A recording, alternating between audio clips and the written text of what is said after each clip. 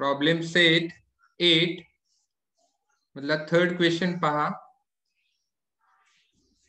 In right angled triangle XYZ angle AX is equal to 90 degree, XZ is equal to 8 centimeter, YZ is equal to 17 centimeter. Find sin Y, cos Y, tan Y, sin Z, cos Z, tan Z. तर असा question आहे. इथे आपल्याला diagram दिलेली आहे. आता हे सोडवत असताना आपल्या लक्षात यायला पाहिजे की इथे या ट्रायंगलची थर्ड साइडची लेंथ आपल्याला माहिती नाही आणि त्याच्यामुळे आपल्याला ही लेंथ काढणं गरजेचं आहे. आता लेंथ कशी काढायची आहे पहा. ठीक आहे. आता पहा इथे in right angle triangle in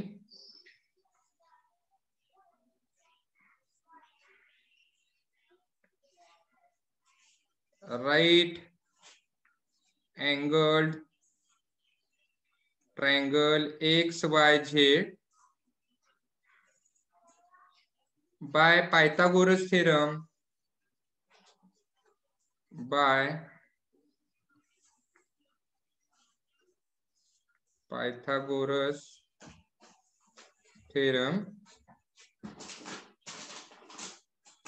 पहा इथे घेताना मी XY पासून स्टार्ट करतो. XY ची व्हॅल्यू काढायची आहे म्हणून XY स्क्वेअर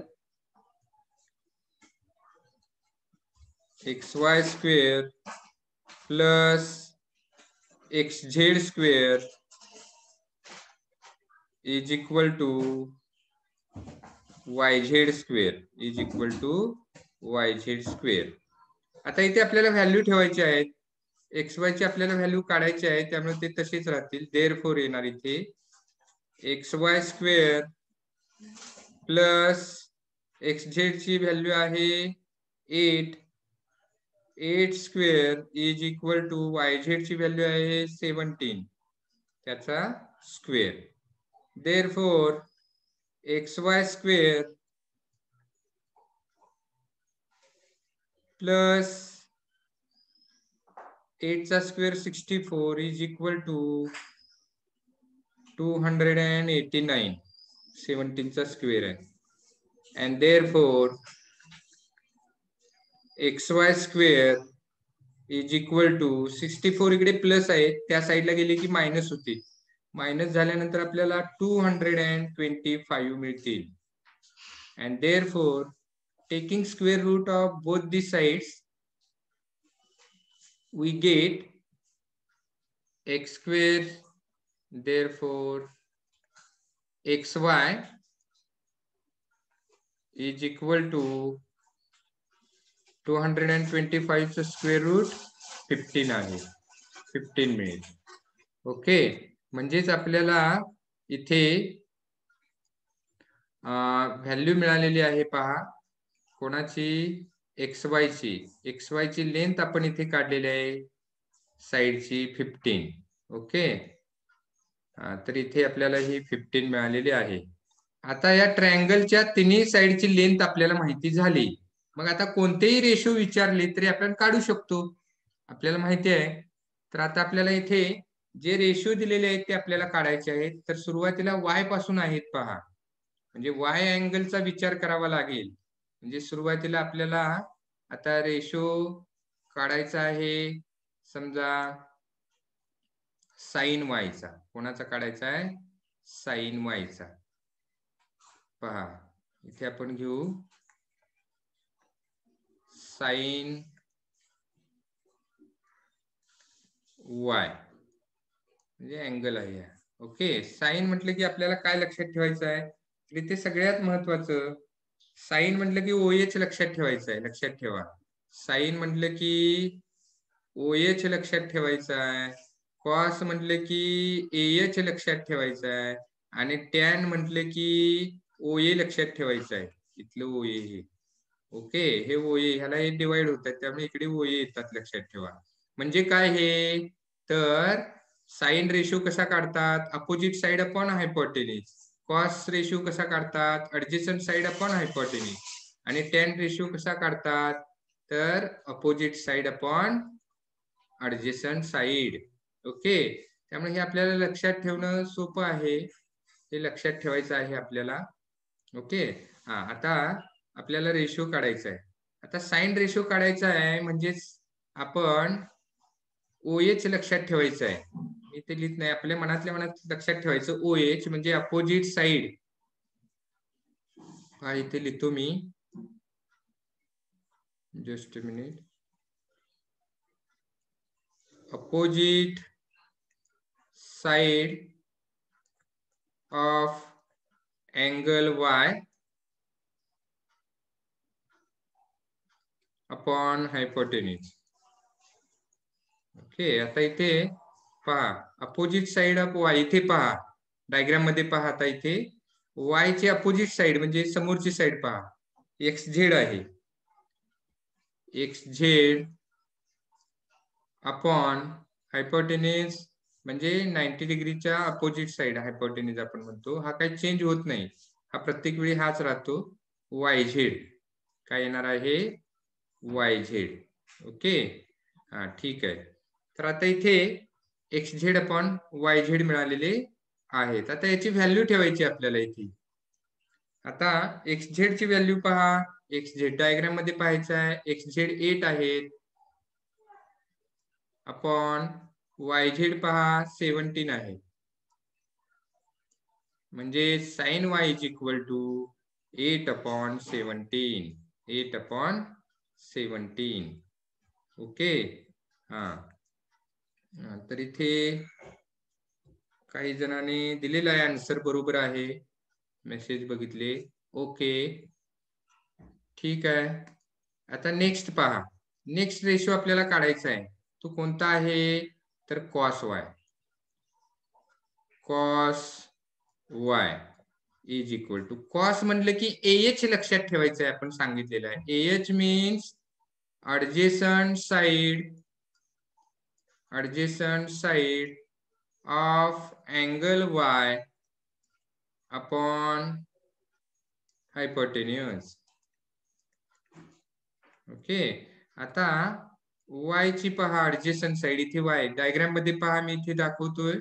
Y ची ऍडजेसंट साइड म्हणजे हा हायपोटेन्यूज वगळून सांगायचे आहे. इकडे पहा XY आहे, XY.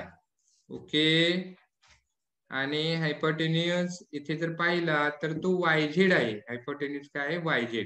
तर हा काय चेंज होत नाही, लक्षात ठेवा. तर हा नेहमी इथे हायपोटेन्यूज तोच राहतो, तो काही चेंज होत नाही, YZ. आणि लास्टला मग व्हॅल्यू ठेवायची आहेत. XY ची व्हॅल्यू पहा 15 आहे अपॉन YZ ची व्हॅल्यू आहे 17. म्हणजेच आपल्याला इथे कॉस Y चा रेशो किंवा व्हॅल्यू मिळालेली आहे 15 अपॉन 17. ओके, आता नेक्स्ट रेशो आपल्याला लिहायचा आहे. नेक्स्ट रेशो पहा, हा नेक्स्ट आहे tan Y. आता tan Y लिहायचं आहे, tan Y. ओके, तर tan म्हटलं की OA लक्षात ठेवायचं. OA साइन आणि कॉसचा डिवायडेशन आपल्याला करायचं आहे इथे. काही जणांनी मेसेज पाठवलेले आहेत, आन्सर बरोबर आहे, पुन्हा चेक करा तुम्ही. इथे पहा tan Y म्हटलं की OA लक्षात ठेवायचं आहे, म्हणजे opposite side of angle Y upon adjacent side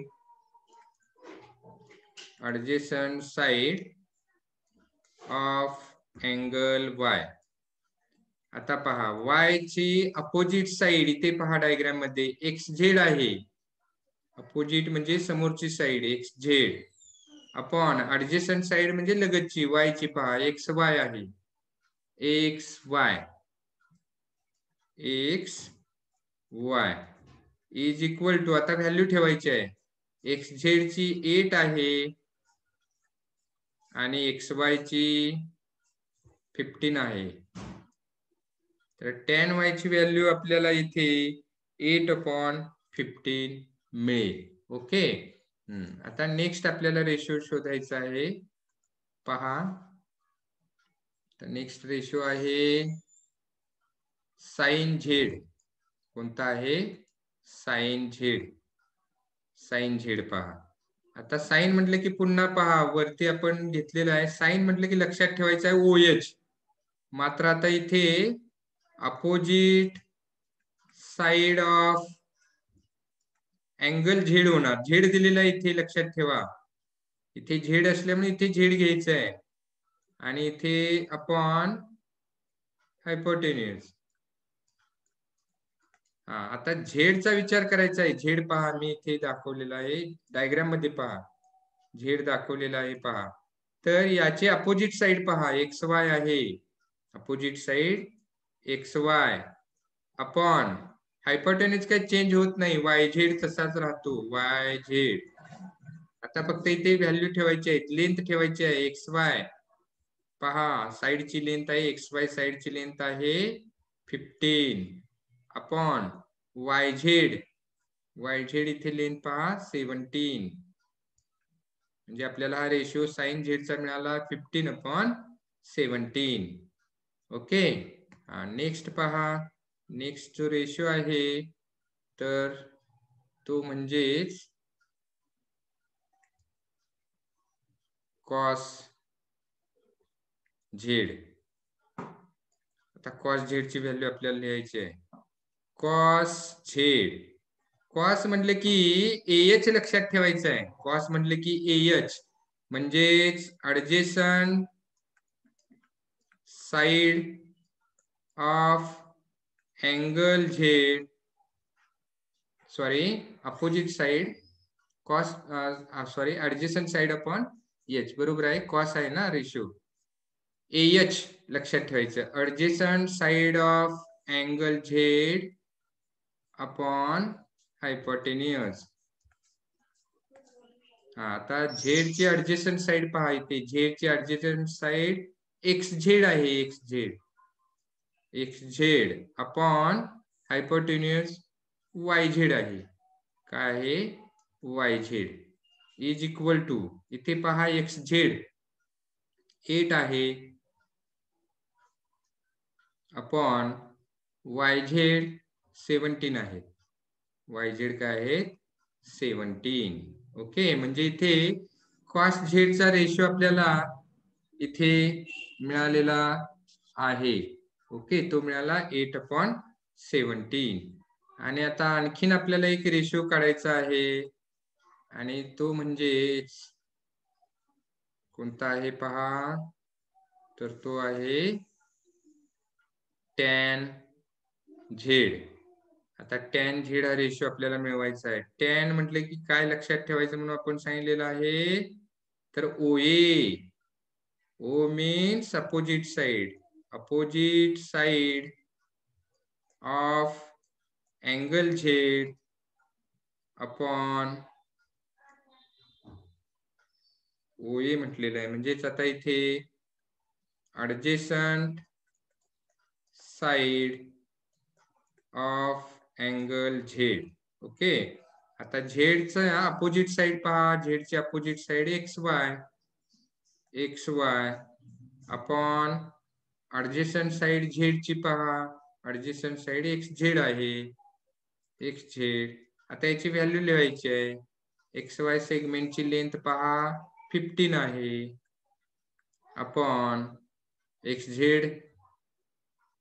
साइडची length आहे 8. ओके. तर अशा पद्धतीने आपल्याला इथे हा प्रश्न सोडवायचा आहे.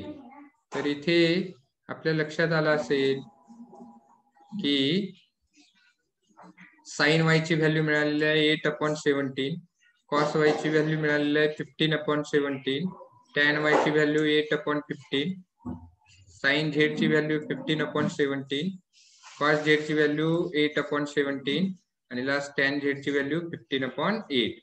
लास्टला आपण आन्सर म्हणून कलेक्ट करू शकतो. ओके.